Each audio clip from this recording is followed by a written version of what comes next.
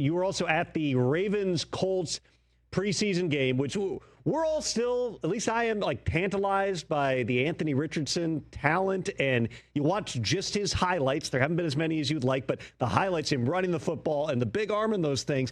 But like, if you had asked me before the game, like, what do you think's the most likely scenario? What happens? I'm like, I don't know. He misses a blitz pickup and gets hurt, and literally that's how it played out. Daniel Jones now gets the opportunity here. You were around that team a little bit. What do you make of where they stand right now in Indy? Which now, like, the plan going in was that Anthony Richardson would start and get the bulk of the action the other night, and then it's like, boom, he's out. Daniel, you're in.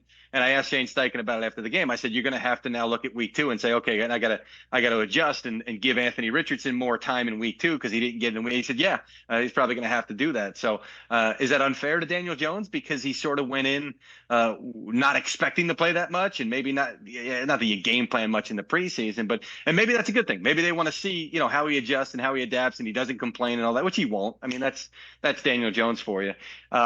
So I also, coming out of that game, thought to myself, we've had a quarterback, Justin Fields, that you just mentioned, with a dislocated toe, a quarterback with a dislocated pinky, and Anthony Richardson, and both were day to day. Like, to me, you don't talk to me for like 2 months. I don't want to hear anything on either one of those. If I have any bone come out of a joint, I don't want to hear it. But these guys, as we're reminded year in and year out, are tougher than we realize. So look, I think Richardson not picking that up, and Steichen was asked about it and said it about as nicely as he could.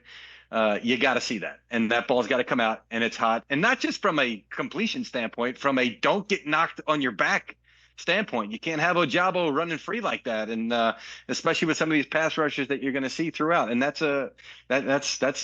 part of what we've been talking about. I mean, you could say a lot of things about Daniel Jones. I don't think that's the kind of stuff that we've said over the last couple of years. It's just been a matter of, is the top end talent there? Is the ability to fit it in? Is the confidence to do what he needs to do? Because they with the Giants, they kind of pared him down and said, okay, year 1 with Brian Daboll and Mike Kafka and Shea Tierney, was like, let's just like shrink the field almost, especially when you're on the move, and just kind of look here and don't worry about that. Focus here, make the best decision here. Then they went to expand it, and it didn't work. And Darren Waller comes in. It's like, we're going to be this big explosive offense.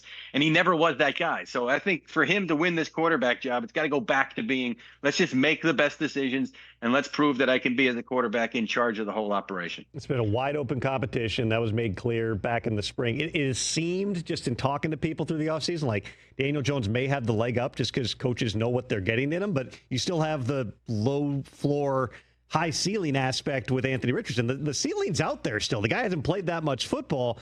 It's just the story of his career to this point has been, it's hard to get better at football when you're not on the field playing football. You also have a competition in New Orleans.